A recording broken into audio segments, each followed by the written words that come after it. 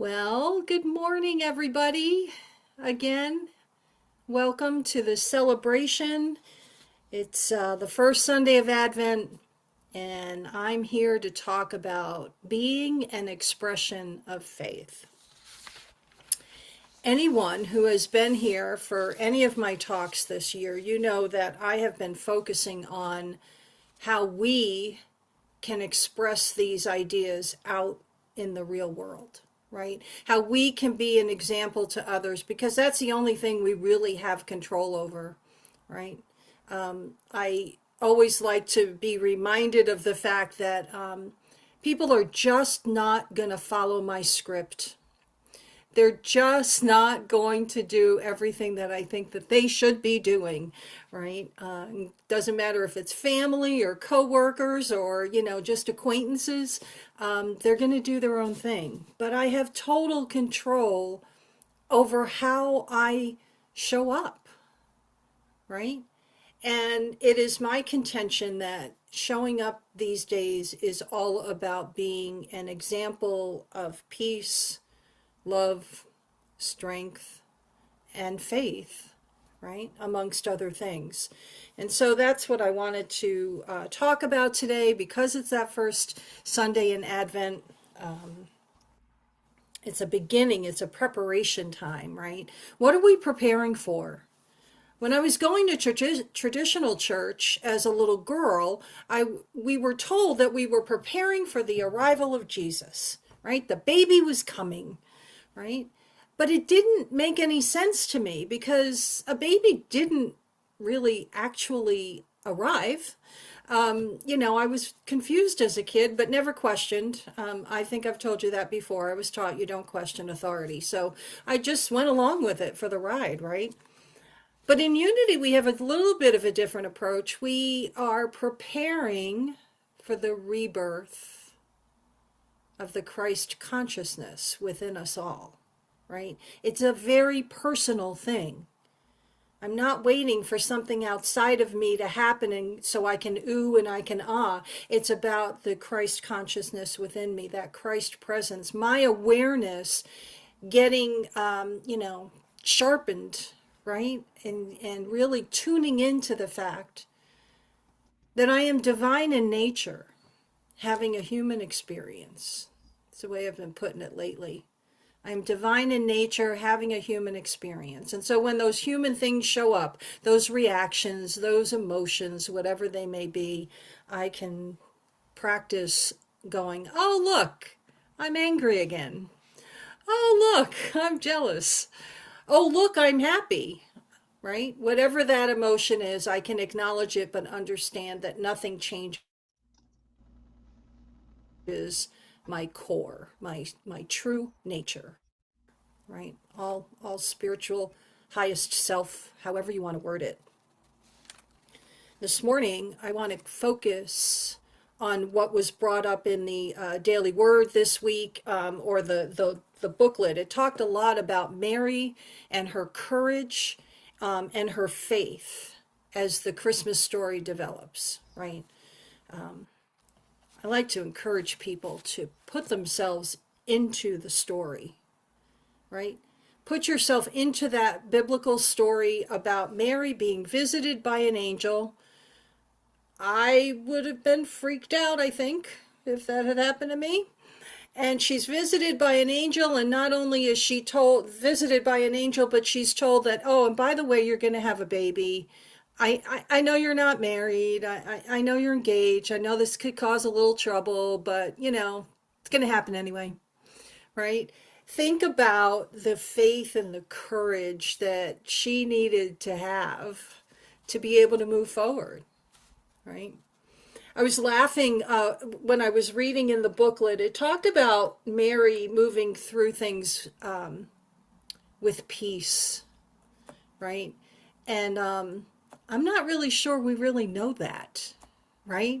I mean, we read in the Bible the story about she gets visited by the angel. You're going to be pregnant, and you're going to bring in this this baby that you haven't even had relations with a man yet, blah, blah, blah. And then Joseph gets visited and he's told, listen, I know she's pregnant, but don't worry about it. You're going to marry her anyway. And, like the whole thing is just bizarre if you think about it, right?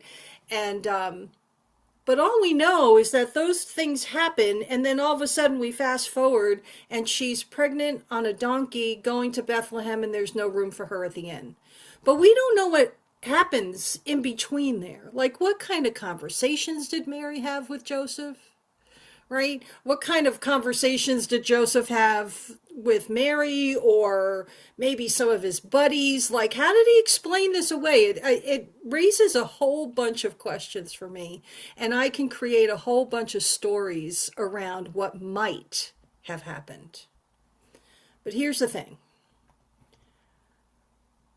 Whether Mary faced it all peacefully 100% of the time, or whether she was a little scattered at times, or whether she was a little freaked out at times, the story says that it happened and Jesus was brought into the world, and that this time period is what we are symbolically thinking about. We are preparing for the Christ consciousness to be reborn in us. We are preparing to think about the story of how Jesus is about to arrive in the literal story. It's all a time of preparation. And to me, that means I got to look at me. I got to look at my actions. I've got to look at my words. What am I doing to demonstrate to others that I am filled with hope and with faith? So because I'm asking myself these questions, I'm going to ask you to ask yourself the same questions. What are you doing to demonstrate to people that you are filled with hope and faith in a time that appears to be anything but? In a time where social media and articles and all of this stuff is just filled with negativity, filled with we are doomed. Right, that doom and gloom thing. What do they call it on the internet now? Doom scrolling? Is that what I've heard the phrase is, right? Like we just go through social media and we're just like making it worse and worse for ourselves, right? That's a topic for another talk. Because I could go on and on about that, right? But the point is that if we're going to take this 4-week period and we're going to use it to prepare ourselves, then let's talk about hope and faith. Let's talk about what that means to us.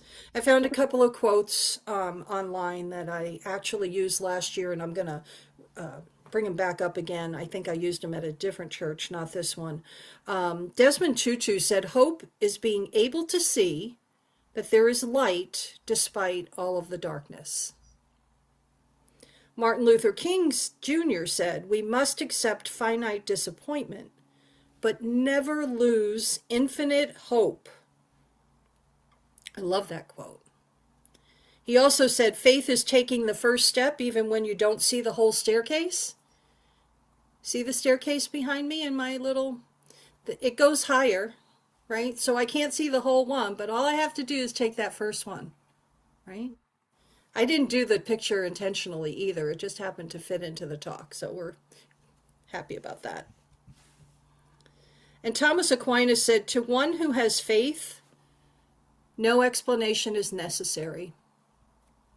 To one without faith, no explanation is possible." Now, for those of us in Unity who have been around for a while, we know that faith is one of the 12 powers. In fact, it's usually the first one that we refer to when we're talking about the 12 powers. And how is it defined? Faith is defined as our ability to believe. It's our ability to spiritually intuit, right? We have that spiritual intuition within us. That is faith at work. It's our ability to perceive or to hear. And when I say hear, I'm talking about that small inner voice inside of us that kind of is trying to guide us if we're willing to listen, right? Faith is the ability to have conviction, right? Hope is a little bit more about being in the physical realm, right? Like I hope that it works. I hope this turns out the way I want it to be. But faith is, I know I'm going to be okay. You know why I know I'm going to be okay? Because I've always been okay. I have survived everything I have experienced so far. And if I haven't survived it, if I suddenly am not here one week and I'm supposed to be, I'm still okay, right? I'm dealing with whatever it is that's going on, but we're all okay because at our core, everything is as it should be. Everything is divine. Everything is perfect at our core as divine spiritual beings. It doesn't matter what happens to us physically in the human aspect of things. Now, that's hard to remember. That's hard to hold on to. I'm not there 100% all the time, 24/7. I don't think anybody having a human experience could be there 24/7, to be honest with you. But that's just my opinion. The question becomes, what am I going to create during this Advent period? What do I want to create during this Advent period? Because this is a time where we can reignite hope, we can lean on our faith, we can open our eyes to see what people might need. And I don't necessarily mean, monetary gifts, right? I don't necessarily mean, I just ordered online for my grandson. Oh, I hope he doesn't watch this recording. No, he's only 4. He won't. I just ordered for him a basketball, indoor basketball over the door hoop. And it's a pretty nice one. He loves sports, which is very exciting for Nana because Nana loves sports. So this is going to be cool. But I ordered it, and that's great. And it's so much fun to give when you can see the joy on other people's faces, right? For sure. But I'm not just talking about that. I'm talking about when you see somebody who's struggling a little bit, can you reach out a hand and offer to help them in some way? And I don't know why this just popped up for me, but I want to say to you, if you reach out your hand to help somebody and they say no thank you, be able to say, okay, I'm here if you need me, right? Don't try to force the issue. It's hard for some people to receive. That's another talk topic, right? Being able to say thank you, period. Right? Being able to ask for help, being able to give help is one of those things. But that's what it is. This is how I think we can express some of our faith in knowing that everything is going to be okay if it doesn't feel okay right now. And how can I be of service to you? How can I offer you some hope? How can I offer you some of my faith? You can borrow it for a little while if you want, right? Some people need that right now. This is a very, very difficult time of year for a lot of people. I heard it referred to the other day as the Bermuda Triangle of holidays. It's Thanksgiving, Christmas, and New Year's. And for people who are in recovery from drug addiction, alcoholism, whatever addiction they may have, this is a very, very difficult time of year. They have to try and figure out how to navigate holiday parties. They have to try and figure out how to navigate being with family. It's a very challenging time, and you never know what somebody might be going through, right? If they're not an addict or alcoholic themselves, or they're not dealing with an addiction of some type, they may have a family member that they're dealing with, and so the angst of the holidays, very, very challenging. This is our opportunity to demonstrate what hope and faith look like, right? Offering to help, offering to listen is a big one, right? So hope is this expectation of good coming in the future, right? Faith is the certain knowledge that our good is ours right now. It's already here. May not be appearing in front of me in this very moment, but it's already here. Faith goes beyond time and space. Hope is more about, being in this present moment.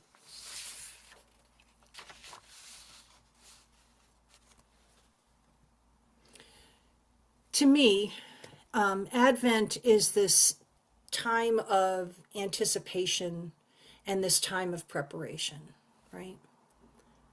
When I was growing up in the traditional church, I never really got the impression that it affected me personally. I know I was required to give things up for Advent, right? I knew I was required to wait for Jesus's arrival and then I would get the gifts, right?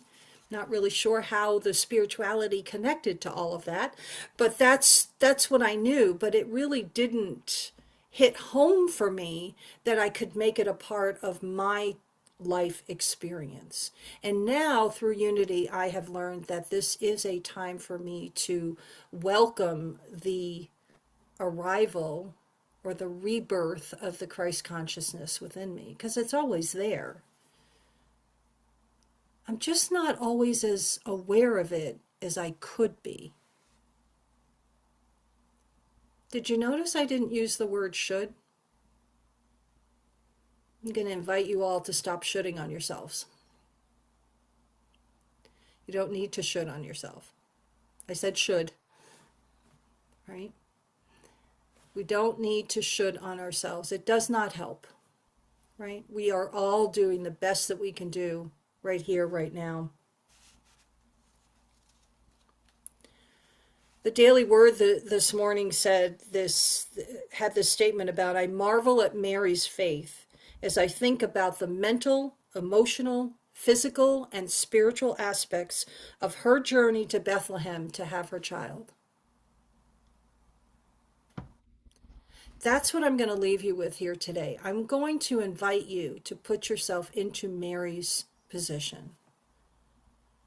Think about what it might have felt like back then in those times where appearance meant everything, right? Like Joseph, if you read the story, Joseph was going to quietly divorce her. That was the phrasing used. Quietly divorce her, not publicly shame her, but just quietly divorce her, because this was not a good thing that she was going to be pregnant before they got married. Not good at all, right? I invite you to put yourself back into that time place and think about what you might have done, how you might have reacted. You could also take that story and put it into today's times, right?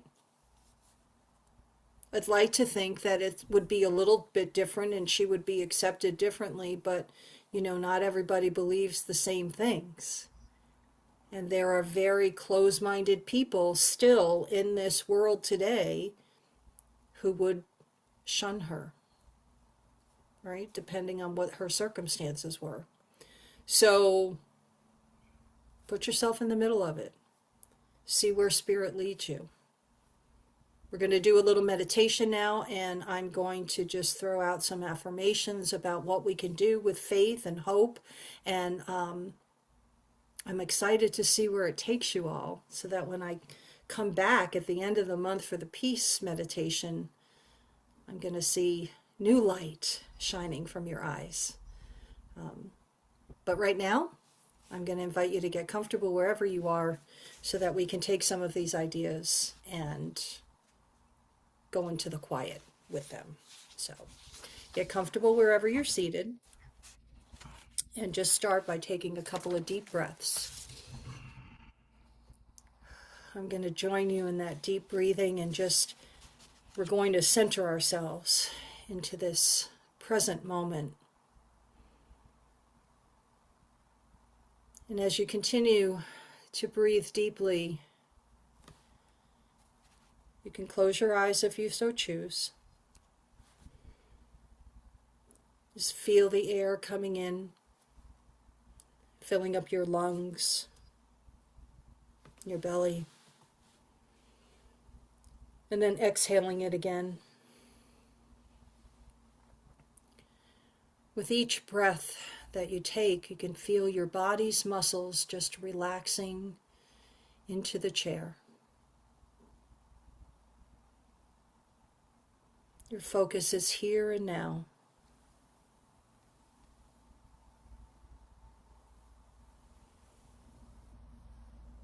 May the words that I speak now be the words of your own heart. On this Sunday of Advent, I acknowledge that this is the beginning of bringing light into a darkened world.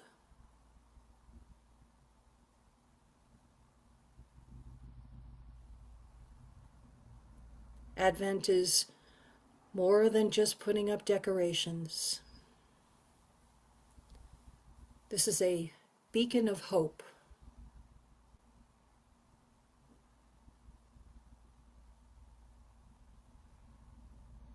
Today I remember I have all of the inner resources I need to endure any temporary darkness that might appear.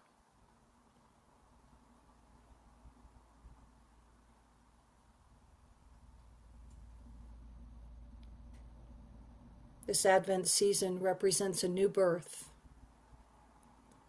an awakening, a deepening of the awareness of our Christ consciousness.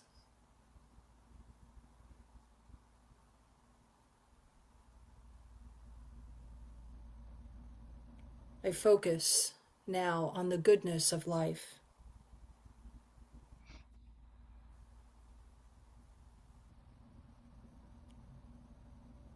I am a demonstration of love, faith, and hope to all of those people around me.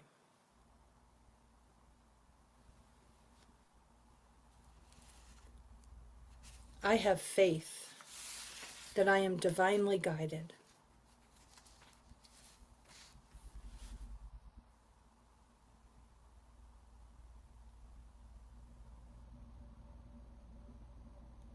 On this Sunday of Advent, I choose to trust divine wisdom.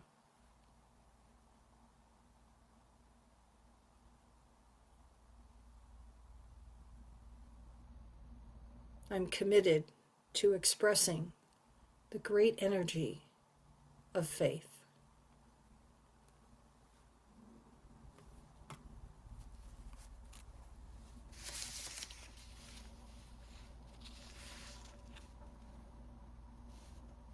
For this Advent season, I am committed to living each day with hope in my heart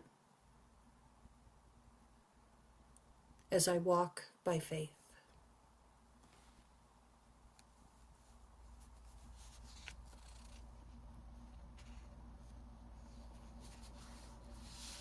I take a deep breath. I exhale out.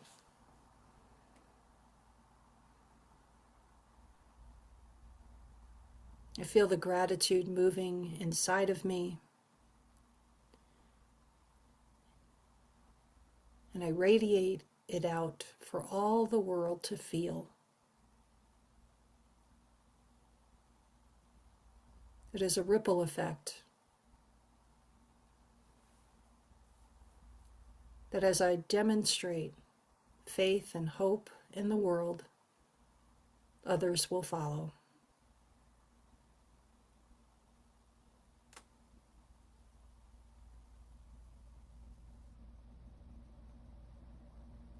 I am certain of this. And I say thank you. And so it is. Amen. Before you open your eyes, just take a couple of more deep breaths.